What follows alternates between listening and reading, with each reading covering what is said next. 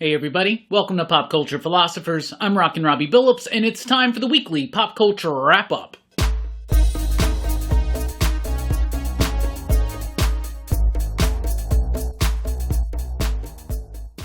That's right, everybody. Thanks for checking out the video. I am Rockin Robbie Billups. This is the weekly Pop Culture Wrap-Up. It's the show where I go over the week's pop culture news, mostly comic books and movies. We don't have a lot of news this week, but let's get right into it with some comic book news. XMen Red has been fully announced for April of 2022 from Marvel Comics. This is going to be written by Ewing with artwork by Stefano Caselli, and XMen Red, of course, that's already been a book by Tom Taylor, but the Red is specifically talking about Mars, aka Arakko, right? So this is going to be the X-Men on Mars-centric book by Al Ewing, who does cosmic stuff pretty well. I haven't been keeping up with his Sword book, but a lot of people really like his work. I love his concept. Sometimes the execution's not quite there for me. I think Caselli is a pretty fine artist, so this is exciting enough. Obviously going to be focusing on Storm, on Magneto, on Sunfire, and a few other characters, Abigail Brand. But X-Men fans, rejoice. We're getting more of these announcements coming through from the post-Hickman X-Men world, the Destiny of X stuff. Me, I'm taking a wait-and-see approach. I'm still very bummed out that Hickman's gone, but we'll see what happens, so there you go. Doctor Strange, Nexus of Nightmares is a new one-shot debuting in April from Marvel Comics, written by Ralph Macchio, not the Karate Kid, but the old school editor at Marvel, Ralph Macchio, with artwork by Ibrahim Mustafa.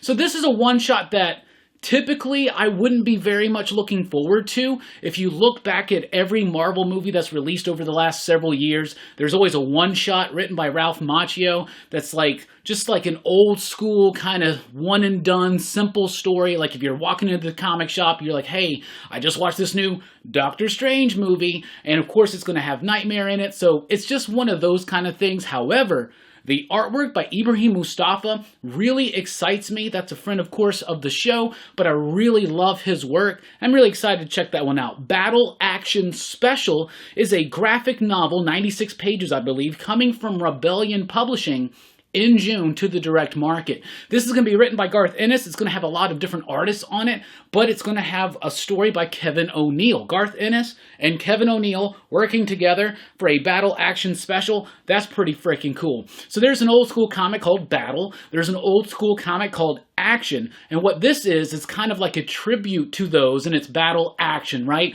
All the stories are going to be written by Garth Ennis. There's going to be different artists on each one, but like I said, I'm super, super pumped for the Kevin O'Neill, Garth Ennis pairing up there. That's really cool.